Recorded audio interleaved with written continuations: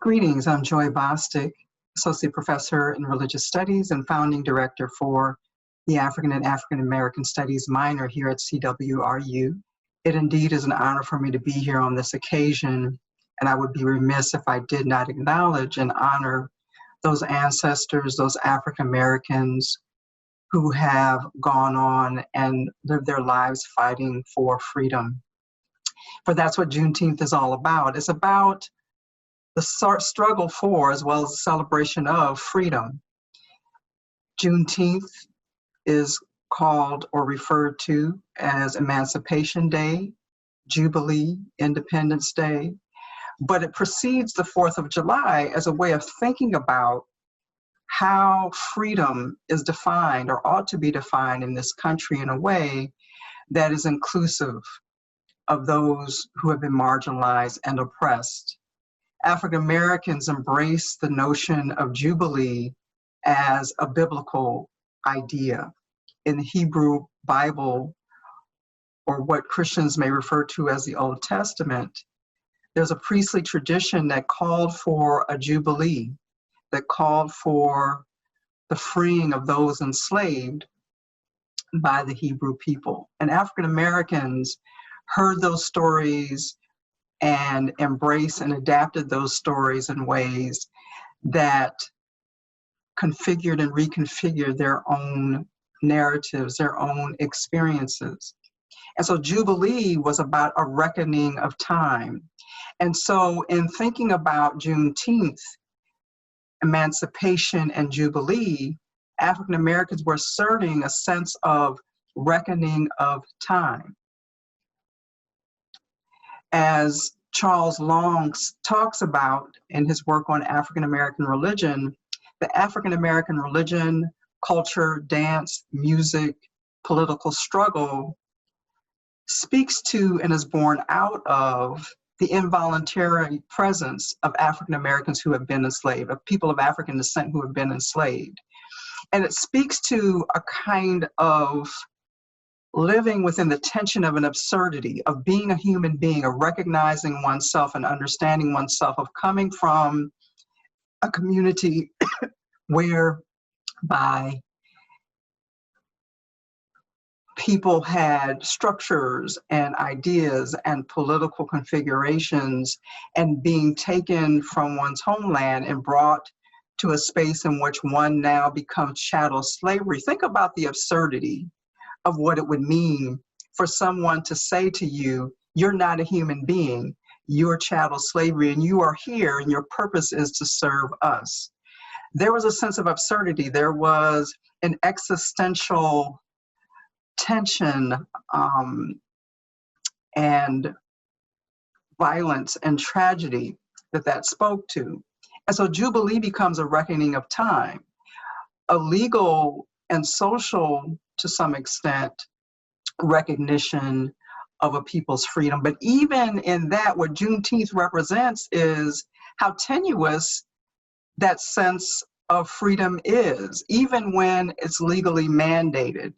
That these were folks in Texas who found out long after the Emancipation Proclamation had been in effect that they were free. And so what it speaks to is the tension in which we live historically, that a people who know and understand that they are free, that they are part of the human community, that they are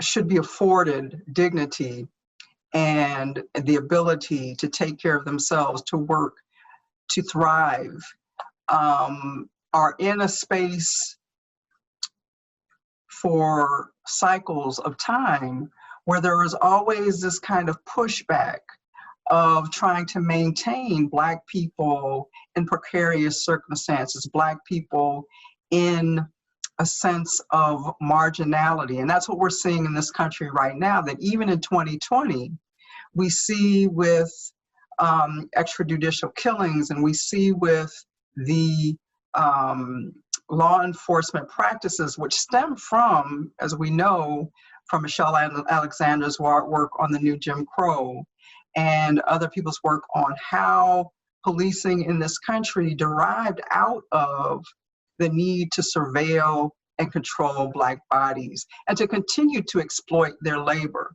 And so Jubilee, in a sense, speaks to this notion of reckoning of time, but emancipation also speaks of these notions of freedom. And so Juneteenth speaks to the way in which Juneteenth and the spaces that Black people create are spaces of joy, spaces of celebration, but also spaces of remembrance of the living and the dead who still live amongst us, as well as lament over the pain and the oppression that continue to exist and that have affected and impacted generations of not only African Americans, but all the people within this country. And so Juneteenth represents a kind of emancipation and freedom, which is not only legal, but it's social, it's structural, it speaks to the whole of who we are as human beings. And so I'm reminded of one of my favorite books, which is Toni Morrison's Beloved. And there's a scene in that book where baby Suggs is in the clearing. And baby Suggs was, as Toni Morrison described her, an unchurched preacher. And she would go to the clearing and stand upon a rock and preach to African Americans in the community who would come and assemble there. And it harkens back to what we refer to as brush arbors or hush harbors, where even beginning in the 18th and 17th centuries, then the 18th centuries and 17th centuries, Black people came together and performed exercise, participated in rituals where they would find healing, where they would exercise their freedom and creativity and personhood and collective support in ways that gave them resilience to keep fighting, to keep struggling, and also gave them a space to organize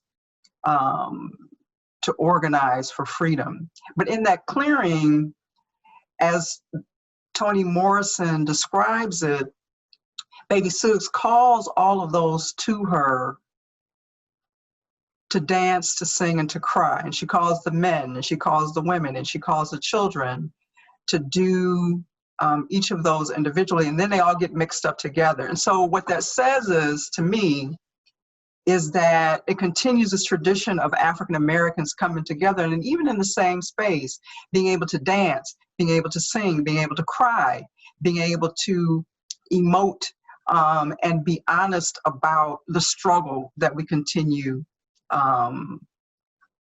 to be a part of and to lead.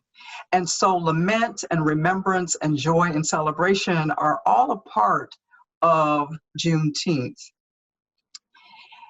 And so Juneteenth is about memory, but it's also about space. Because one of the things that we're seeing with the protests of today that link Black Lives Matter to the March on Washington in 1963, to Selma, to Juneteenth parades and celebrations and communal coming together, is that there's a way in which Black people are reconfiguring the spaces that they're in. One of the problems that we're seeing right now, not only with Black Lives Matter, but what the videos that we're seeing around, not just law enforcement, but everyday citizens who feel entitled or who feel as if they have the power to question whether or not Black bodies belong in a particular space. And so just like with the hush harbors, just like the description of the clearing in Toni Morrison's Beloved, what we're seeing is when Black people come together collectively, be it marching, be it family gatherings or get together, Sunday dinners, church, organizing meetings, is they are reconfiguring and creating a space in which they can be free and in which they can freely participate in the project of freedom and democracy. And what's powerful about when Black people get together and do that, They are collective and communal in how they're thinking about that. They're reckoning time from people who are part of the past and who have died, and to those who are to come in the future. And so this reckoning of time and freedom and justice are not only about what Black people want for themselves, but it's about how Black people understand the project of freedom, which is inclusive of all of us. And not just all of us as human beings, but all of the living and the dead and the earth and all of those living beings and entities that come together to form a living network of love and connection. And so song and movement become a really powerful part of that. And it becomes a powerful part of that because freedom and the sense of personhood and humanity and dignity for Black people is rooted in the body. It's about being rooted in the material world, in our own reality. And so song and movement and food become important affirmation, ways of affirming our human dignity. Bernice Reagan Johnson says it this way about the spirituals, is that the running of sound through the body and being able to assert, for example, I got a right, you got a right, we got a right to the tree of life, is assertion of one's rightful place within the project of freedom and dignity.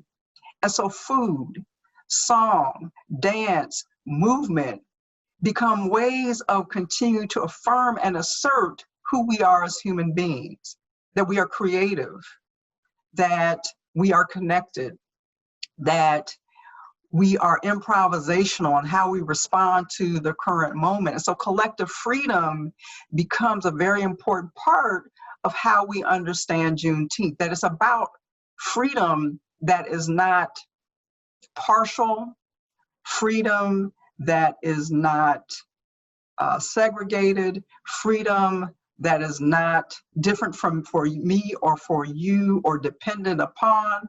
It is freedom because we are.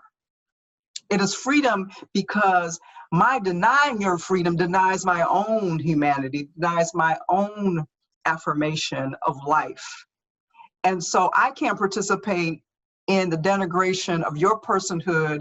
I cannot participate in denying you freedom, because to do that denies who I am as a humane and human part of this network of life. And so Juneteenth becomes a very important juxtaposition to the 4th of July. As we know from Frederick Douglass' speech in 1852, where he's speaking about what is 4th of July to people who are enslaved. And what he argues is that Black people being excluded from that project of freedom leaves that celebration at a deficit. Not only does he say that, he says something very interesting where he looks to those who are descendants of the fathers and mothers of this nation and says, you know, you can't rely upon those heroes. What's the work that you are doing that's about justice and freedom? And so that's something we need to speak about today, that Juneteenth in 2020 precedes the 4th of July. And so when we look at how we have turned the corner around a larger national discussion of Colin Kaepernick and the NFL protests, which echo other protests that athletes have made throughout history.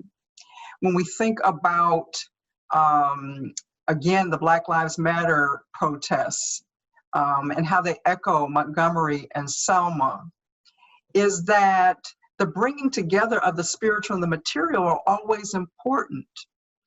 Then the running of sound through the body through song is important.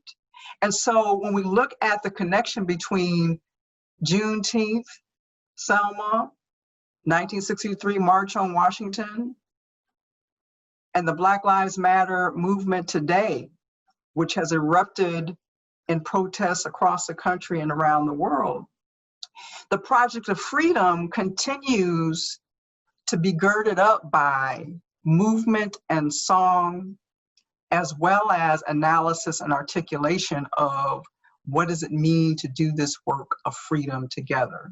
And so I always am so fascinated as a religionist when I think about how the African-American spiritual, I got a feeling everything's gonna be all right, is connected to Kendrick Lamar's refrain taken up by the Black Lives Matter movement, that states, all my life I has to fight hard times, bad trips, but if God got us, then we gonna be all right.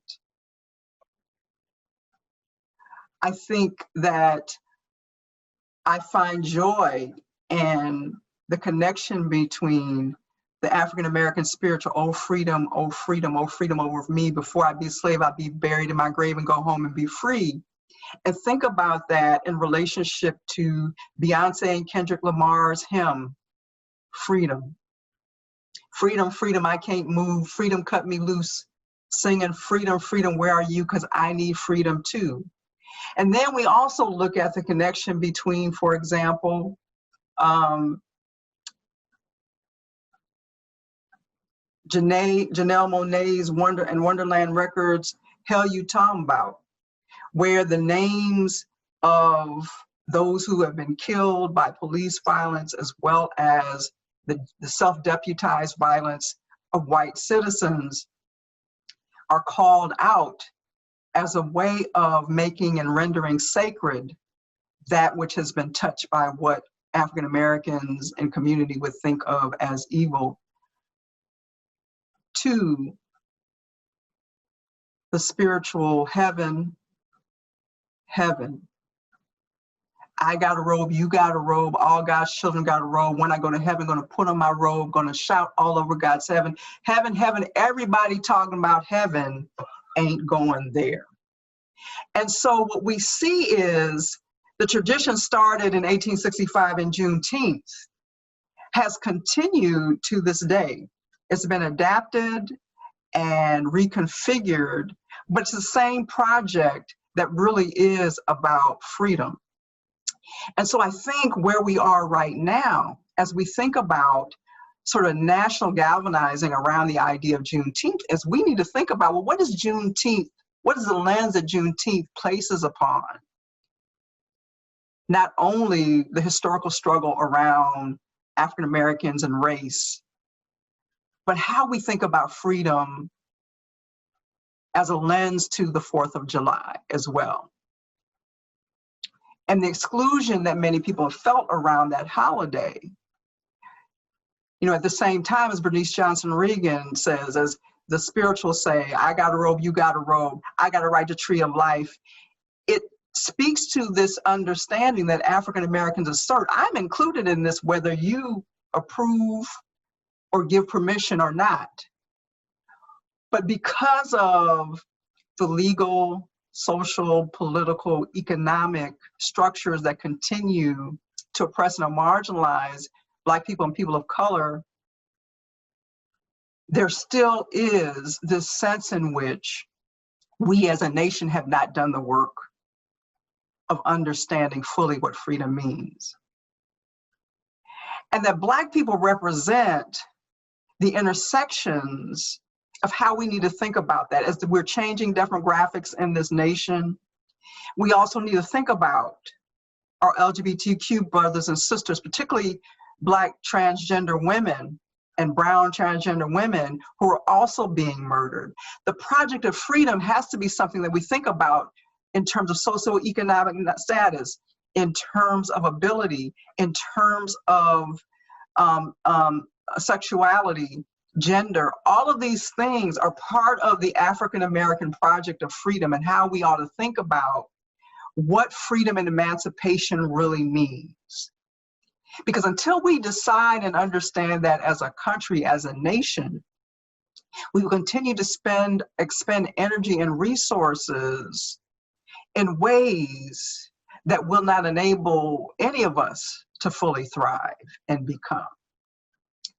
And so I'm excited and hopeful about this time in which young people in particular are standing up and saying, we're not going back We're not going backwards, we're going forward.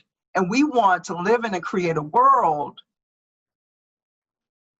where we thrive to seek and support life, where freedom and emancipation is largely writ on the different bodies that coexist within this nation, but it also is extended to all of life and the earth on which we live. The refrain, "I can't breathe," is echoed and echoing the earth itself as we tear down rainforests. The earth itself is unable to breathe deeply. And so Black bodies, Black people, Black lives, Black love, Black affirmation, while specific in its experience and in its context, amplifies what it means to exist and coexist in this world. So I'm happy to bless my own household on this Juneteenth. I didn't talk as much about food, but food is certainly important. We're having hibiscus tea and sweet potatoes and fried, or so I should say barbecue tempeh in our household. And so I wish you a beautiful Juneteenth, that you will celebrate, that you will find joy. I wish you comfort in your lament regarding the souls who've been lost during the struggle. But I also am standing with you in the hope that we as a nation, and people are speaking all over the world, that we are in a moment where we can reckon with this history. And we're called to reckon with this history in a way that is honest, that calls upon all the expertise and resources of folks who've been doing this work for a very long time. And so we've got to figure out how we will reckon with our past and our present so that we can build a hope for the future. And so I am proud to be a member of Case Western Reserve University's community. And I'm looking forward to the work that we will do together that will contribute to the project of freedom within the United States, that we can all come home, and not only come home, but walk the streets with one another and know that we all belong here, that we all can connect with one another, that we all can be free in ways that which will respect each other's dignity and self-worth. Happy Juneteenth. I look forward to the work that we will do together on this project of freedom. Thank you.